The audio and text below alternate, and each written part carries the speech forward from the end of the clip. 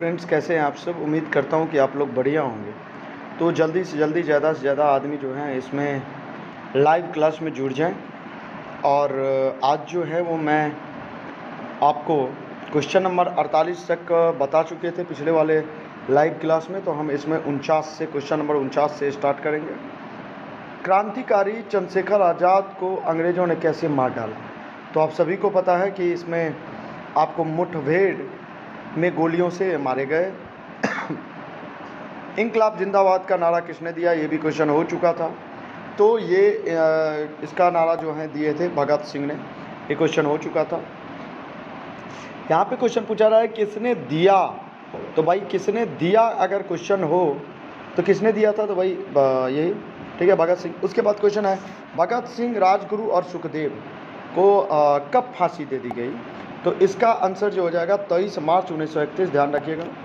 Next question है आपके कि 52, क्वेश्चन नंबर 52 में क्या है कि भगत सिंह, सुखदेव और राजगुरु को किस वाद केस में फांसी की सज़ा सुनाई गई थी।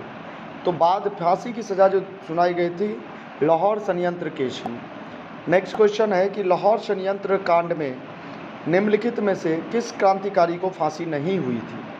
तो अगर किसे नहीं हुई थी तो ये था बटुकेश्वर दत्त, इनका फांसी इसमें नहीं हुआ था और इन तीनों का हुआ था। नेक्स्ट क्वेश्चन है भारतीय स्वतंत्रता के लिए फांसी पाने वाले प्रथम रिकॉर्डेड मुस्लिम कौन है। अगर प्रथम रिकॉर्डेड मुस्लिम का अगर बात किया जाए तो वे हैं अशफाक उल्लाह खान, इनको फांसी मिली थी। नेक्स्ट क्वेश्चन है निम्नलिखित में से किसने प्रसिद्ध चटगांव शस्त्रागार ढाबा आयोजित किया था। तो यह जो आयोजित किए थे वो थे सूर्य सेन। नेक्स्ट क्वेश्चन है क्वेश्चन नंबर 56 की ओर चलेंगे हम। और क्वेश्चन नंबर 56 है स्वतंत्रता संग्राम में के सबसे कम आयु के शहीद कौन थे। तो ये जो थे वो थे आपका खुदीराम बोस, सबसे कम उम्र के जो आयु के शहीद हुए थे। जतिन दास किस आरोप में बंदी बनाए गए थे। तो यह आपको लाहौर षड्यंत्र में बंदी बनाए गए थे। जेल में भूख हड़ताल के कारण जिस स्वतंत्रता संग्राम सेनानी की मृत्यु हुई थी वह कौन थे। तो वह थे जतिन दास, जिनका भूख हड़ताल के कारण ही और उसी में उनका मृत्यु हो गया था। निष्क्रिय विरोध के सिद्धांत का प्रतिपादन किसने किया था। तो यह थे आपको अरविंद घोष, जिसने निष्क्रिय विरोध के सिद्धांत का प्रतिपादन किए थे। क्वेश्चन नंबर 60 है कि आपको निम्नलिखित में से किस क्रांतिकारी की फांसी गोरखपुर जेल में मिली थी। तो यह मिला था राम प्रसाद बिस्मिल की। नेक्स्ट क्वेश्चन है निम्नलिखित में से किस महिला क्रांतिकारी ने दीक्षांत समारोह में अपनी उपाधि डिग्री ग्रहण करते समय अंग्रेज गवर्नर पर गोली चलाई गई थी। तो यह आपको बीना दास दीक्षांत समारोह में अपनी उपाधि ग्रहण करते समय अंग्रेज गवर्नर पर गोली चलाई थी। श्यामजी कृष्ण वर्मा ने इंडियन होम रूल सोसाइटी की स्थापना कब की थी। लंदन में इन्होंने किया था। क्वेश्चन नंबर 63 है गदर पार्टी की स्थापना जो है वो कब हुआ था। गदर पार्टी की स्थापना 1913 में हुआ था। गदर पार्टी के जो नेता थे वो कौन थे। तो ये हो जाएगा आपको लाला हरदयाल। उसके बाद है गदर आंदोलन की स्थापना किसने की थी। तो यह थे आपको सोहन लाल भाखना। उसके बाद क्वेश्चन है 66, गदर पार्टी की स्थापना हुई थी तो किसने की थी। तो इसका जो आंसर हो जाएगा वह आपको मतलब गदर पार्टी की स्थापना हुई थी, कहाँ हुई थी। संयुक्त राज्य अमेरिका में सबसे पहले हुई थी। गदर क्रांति छेड़ने का सबसे महत्वपूर्ण कारण क्या था। तो सबसे महत्वपूर्ण कारण था प्रथम महायुद्ध का शुरू होना। प्रथम महायुद्ध के दौरान कहाँ पर भारत की एक अंतिम सरकार बनी थी जिसके प्रेसिडेंट राजा महेंद्र प्रताप से थे। तो महेंद्र प्रताप जो थे वह आपको अफगानिस्तान में। नेक्स्ट क्वेश्चन है कौन भारतीय क्रांति की जननी कहलाती है? तो भारतीय क्रांति की जननी अगर कही जाती है किन्हीं को, तो भीखाजी रुस्तम कामा को कही जाती है। निम्नलिखित में से किस महिला ने भारतीय तिरंगा सबसे पहले फहराया था? तो सबसे पहले जो फहराया था वह आपको फहराया था भीखाजी कामा ने। भीखाजी कामा ने जो है वह आपको सबसे पहले तिरंगा फहराया था। वह कौन थे जिन्होंने इंडिपेंडेंस लीग की स्थापना की? तो इंडिपेंडेंस लीग की जो स्थापना की वो रास बिहारी बोस जी ने। नेक्स्ट क्वेश्चन है, बंग भंग विरोधी आंदोलन का प्रारंभ किस तिथि को हुआ था? तो यह आपको 7 अगस्त 1905 को हुआ था। उसके बाद क्वेश्चन है, 1905 में बंगाल विभाजन किस वायसराय ने किया था? तो यह आपको लॉर्ड कर्जन के समय हुआ था। अगला क्वेश्चन, नेक्स्ट क्वेश्चन है कि निम्नलिखित में से किसने बंगाल के विभाजन 1905 के विरोध में हुए आंदोलन का नेतृत्व किया था? तो यह किए थे सुरेंद्र नाथ बनर्जी ने। लॉर्ड कर्जन द्वारा 1905 में किया गया बंगाल विभाजन रद्द हुआ, वह किस वर्ष हुआ था?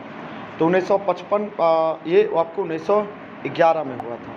नेक्स्ट क्वेश्चन है, बंगाल जो 1905 ईस्वी में विभाजित हुआ, जिसके विरोध के फलस्वरूप यह दोबारा विभाजित हुआ, यह कब हुआ था? यह आपको 1911 में हुआ था।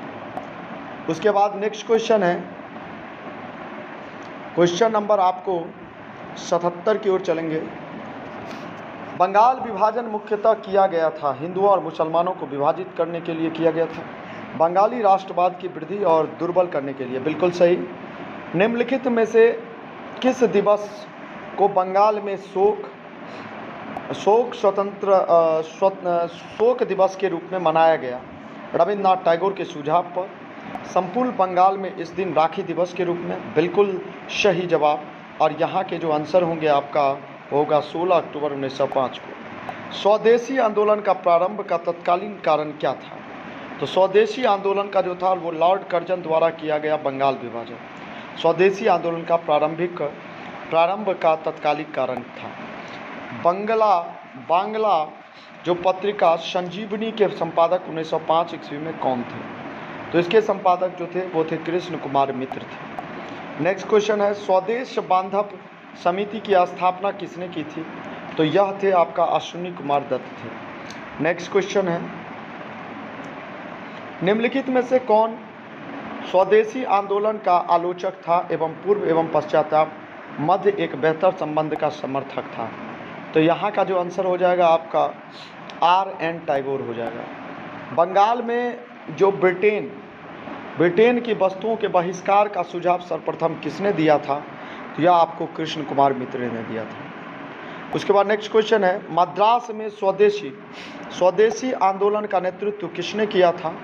तो ये आपका चिदम्बरम पिल्लई ने किया था। निम्नलिखित में से किसने स्वदेशी आंदोलन का नेतृत्व दिल्ली में किया था? तो यह जो किए थे वो आपको सैयद हैदर रजा ने किया था।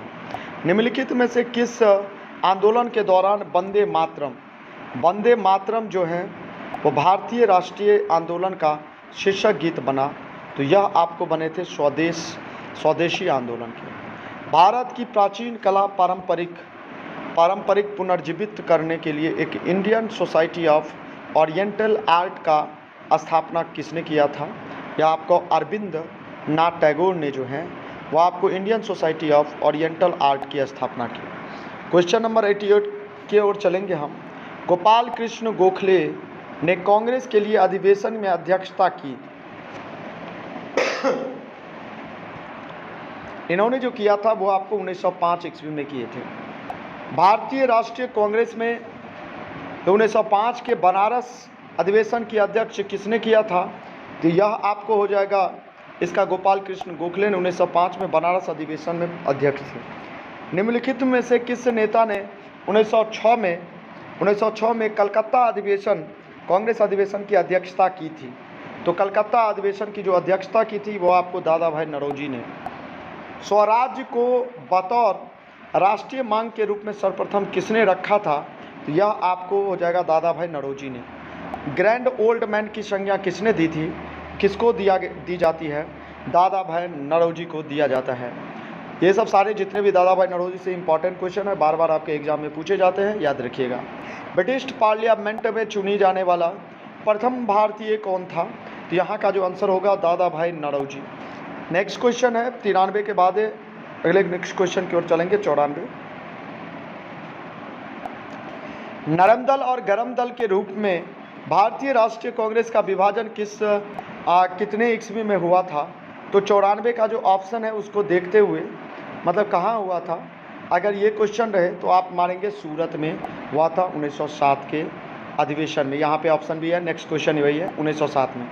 1907 के भारतीय राष्ट्रीय में सूरत के वार्षिक अधिवेशन के अध्यक्ष कौन कर रहे थे?